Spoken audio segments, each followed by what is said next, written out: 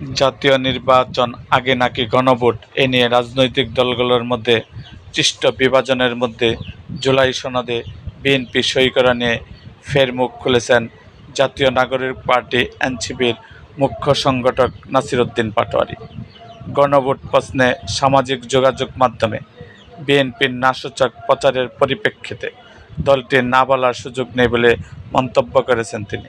নাসির উদ্দিন পাটোয়ারী বলেন, বিএনপি অনলাইনে না শব্দ জারি করেছে। বিএনপি না বলার কোনো ওয়ে নেই। তারা অলরেডি হা বলে দিয়েছেন। তারা বিবাহে রাজিও হয়েছেন, কাবিননামায় সই করেছেন। এখন তাদের না বলার কোনো অপশন নেই। বিএনপি ভেবেচিন্তে জুলাই সনদে সই করা উচিত ছিল।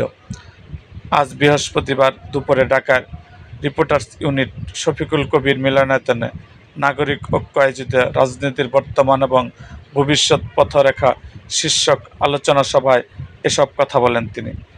জামায়াতের মুখে এক অন্তরে আরেক মন্তব্য করে দলটির উদ্দেশ্য পাটোয়ারী বলেন, আপার হাউজের যে পিয়ার সেটা লোহার হাউজে নিয়ে এসে আপনারা পুরো জিনিসটাকে নষ্ট করে দিলেন।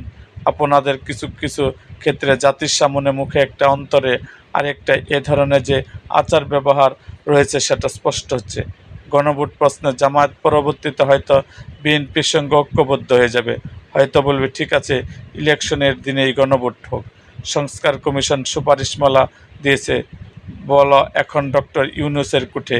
এ মন্তব্য করে তিনি বলেন, ডক্টর ইউনূস যেহেতু আন্তর্জাতিক খেলোয়াড়, বলা হয়ে থাকে যে বিদেশি প্লেয়াররা বাংলাদেশের মাঠে খেলতে একটু পিছলায় যায়, কারণ বাংলাদেশের মাঠটা অনেক বেশি পিচ্ছিল।